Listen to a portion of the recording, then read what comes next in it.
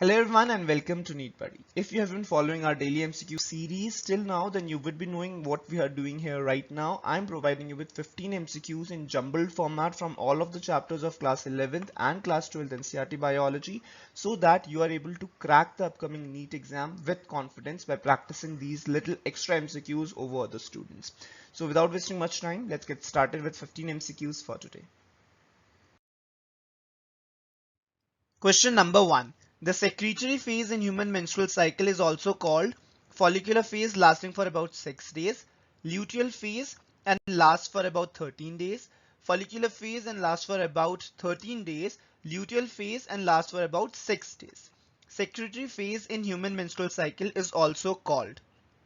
Correct answer is option B, that is, it is also called as luteal phase and it lasts for about 13 days. Question number 2.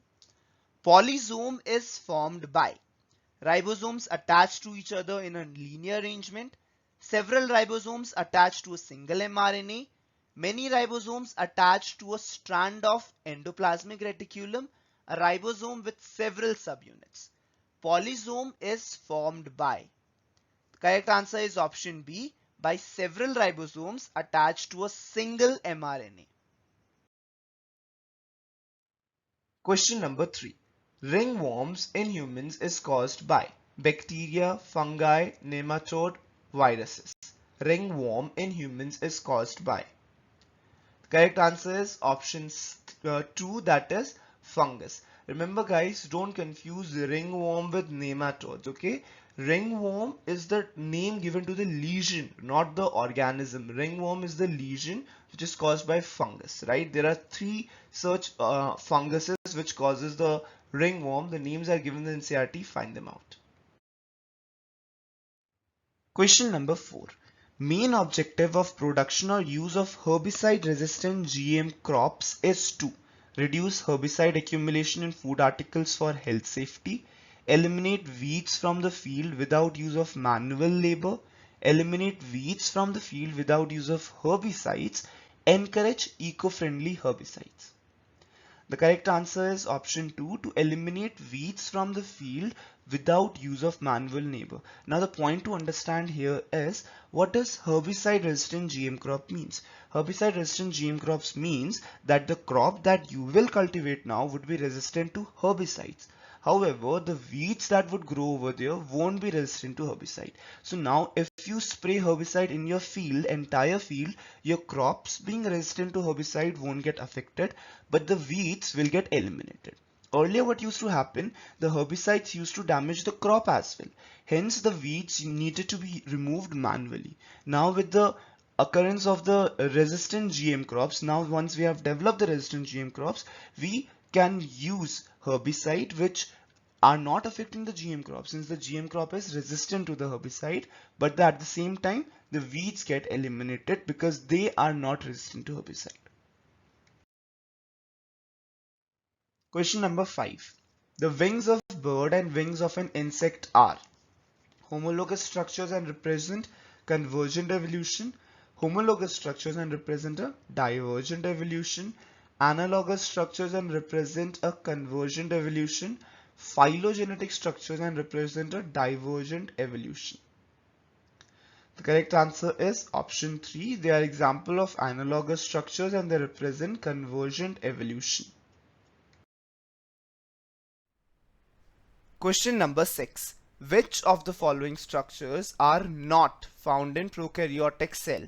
Plasma membrane, nuclear envelope, ribosomes, mesosomes.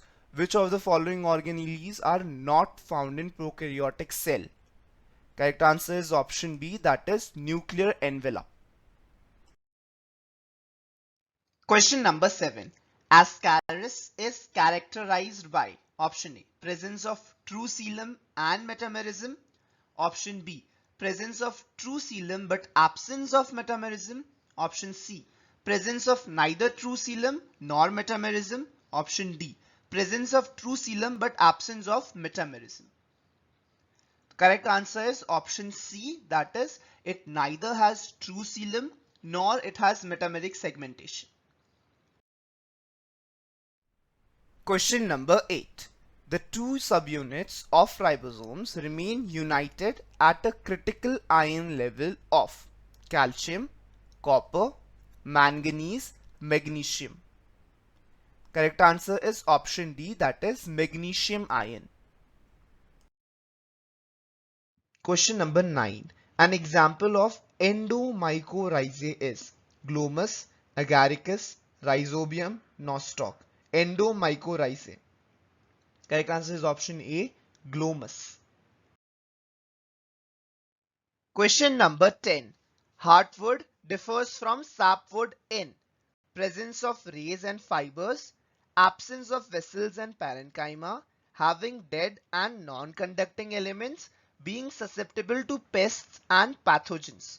Hardwood differs from sapwood in. Correct answer is option C, in having dead and non-conducting elements.